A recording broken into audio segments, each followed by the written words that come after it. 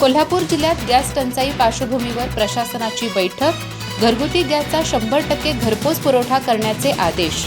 अवैध विक्री, black marketing रोखण्याबाबत कठोर भूमिका.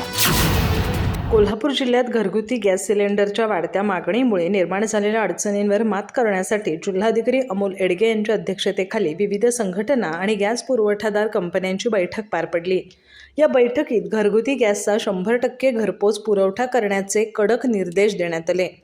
जिल्हाधिकारी एडगे यांनी स्पष्टपणे सांगितलं की कोणत्याही परिस्थितीत ग्राहकांना एजन्सीकडे जाऊन सिलेंडर घ्यावा लागू नये.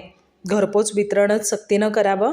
कुठेही अवैध विक्री, ब्लॅक मार्केटिंग, बुकिंगशिवाय किंवा OTP शिवाय गॅस वितरण आढळल्यास संबंधितांवर कठोर कारवाई करण्यात येईल असा इशाराही त्यांनी दिला.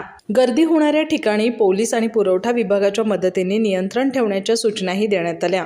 या बैठकीस जिल्हा पुरवठा अधिकारी मोहिनी चव्हाण, MIDC प्रादेशिक अधिकारी उमेश देशमुख, जिल्हा उद्योग केंद्राचे महाव्यवस्थापक अजय पाटील, स्मॅकचे अध्यक्ष जयदीप चौगले, माजी अध्यक्ष आयुषचंद्र धोत्रे, गोशिमाचे उपाध्यक्ष संजय देशिंगे यांच्यासह HP, भारत गॅस आणि इंडेन गॅस कंपन्यांचे जिल्हा प्रमुख उपस्थित होते.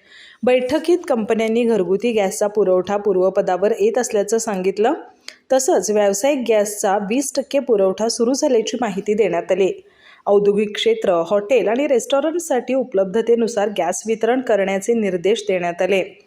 जिल्हाधिकाऱ्यांनी औद्योगिक आणि व्यावसायिक आस्थापनांसाठी पाईपद्वारे गॅस जोडण्या देण्यास प्राधान्य देण्याचंही सांगितलं.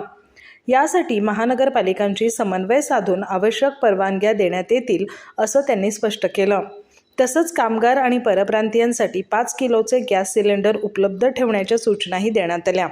नागरिकांनी एजन्सीकडे अनावश्यक गर्दी न करता नियोजित वेळेनुसार घरपोच सेवा स्वीकारावी असं आवाहन प्रशासनानं केलं. अधिक माहिती आणि ताज्या घडामोडींसाठी आजच आमचे चॅनल सबस्क्राईब करा.